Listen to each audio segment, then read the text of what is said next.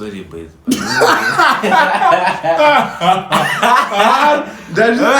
knew it. I saw this comment. Unfocused youth. Unfocused youth.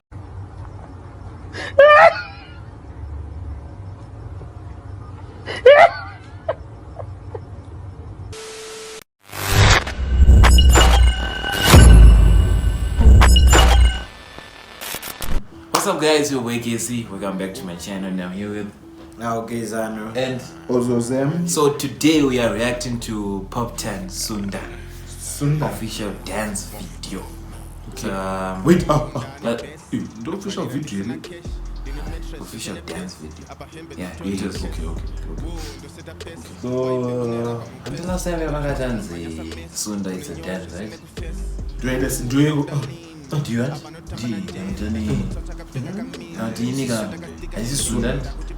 Let's watch the video to and find out what Sunda is. yeah, just like, share, subscribe. Yes, sir. Yes, sir.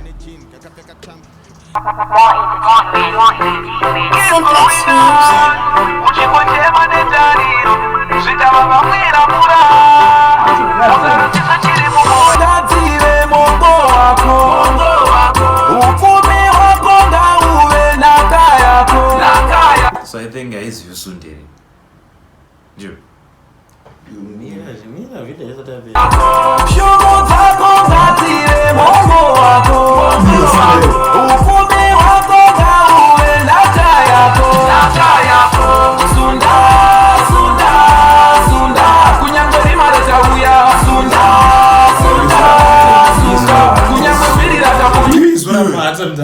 Kana iri Sunda which means to It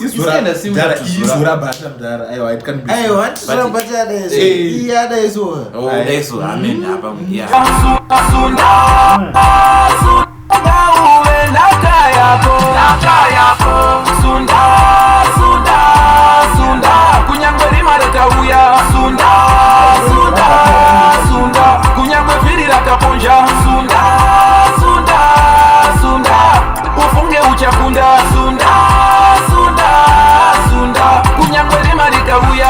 Shoka yawa nemipangala isheva chango kutumbura usarwe ingonyarara kana vachida kukugumbura. Don't let pressure take you down, don't let no man touch your crown. You never know who's gonna pull you down. Usave wekupushwa, stand your ground, keep going up. Amana, I'm stuck with you here Sunda. Kids are my dance. My dance a case. If you didn't see case, I'll show my dance. Link over here for more. Tutuisa. You buy Ajura cannot do Zegeti. Ah, but anyways, shout out to Pop 10. Shout out to Pop 10. I really like this song. The vibe. The vibe bigger. What's the thing? It actually has a message. Kudiramba chisunda madhira kumashita live chungu sundirira. Keep going. Push. Come Jolo no Sunday. 4 for 4. Hands come Jolo. Is true that so Unfocused youth win. They unfocused youth. Hope we tamwana unfocused youth. Kama misa nyika hii. Ah, tuko funzo zvangu. Ndavunza ndafunza. Kandichipusha mtu ndoita sema chopusha mtu. Alright, to so zutaranzi Sunda chima ndiuze. Okay, handy. Romance tusunda. Aiwa usahle romance tusunda. Same, that's enda kufunza. Aiwa tunwa. Usudire romance. Aiwa. Waibata. Aiwa ndobata. Aiwa romance tusunda. Single and searching but tusundra nyanza cho. Yeah, what is she? Shh. And play. Alright. Uchingochema netariro zvikava vamwira mvura usarasiso chiri mumoyo. Sunda kunyangwe rima retauya. Sunda kunyangwe vhiri rakaponja. Sunda ufunge uchakunda. Sunda kunyangwe rima rikauya. Shongo dzako ngadzive mongo wako. Ufumi wako ngauve naka yako. Shongo dzako ngadzive mongo wako. Ufumi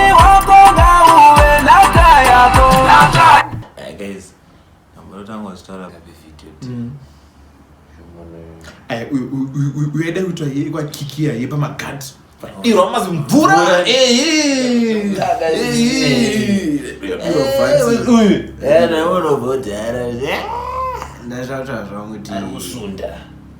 I like the concept of the video. Yeah. But he's bringing my youths multiple dance groups. taona pane my youths pane mafeso ehip hop pane giving them exposure. Yeah man. Shout out Yard Boy empowering the youth. Shout out to Captain for that. Shout out. But please, no vote madanza. Sunda kunyangweri mareka uya sunda. Sorry boys. I knew it. I saw this coming. Unfocused youth. Unfocused. Andy. Sunda kunyangwe virira kaponja sunda ufunge uchakunda sunda kunyangwe rimarika uya shoka yawanda mipangara isheva changu kutumbura usarwe ingonyarara kana vachida kukugumbura. Don't let pressure take you down. Don't let no man touch your crown. You never know who's gonna pull you down. Usabe wako push or stand your ground. Keep going on. Uchimbo chema netariro. Swika baba mwira mura. Usara siso chiri mumoyo. Sunda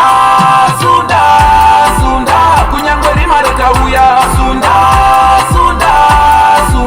kunyangwe virira kaponja sunda Kokana Zunze and Sunda is don't give up. Sunda means push. Yeah. Directly translate. Kusunda kupusha. 4 basically Saka kokana yenzi fishing rod. Agus kusunda. Paukanda usunda futhi. Osa ndoba ruba the dance. I think so. Amen. Alright. Okay. Like it's basically go for what you want. Pull it back. It's gonna be hard, guys. But sunda chichidzoka. Go get more. Zoka. Exactly. Alright. Unge uchakunda sunda kunyangwe marika uya sunda kunyangwe marika uya sunda kunyangwe virira kaponja sunda kunyangwe marika uya sunda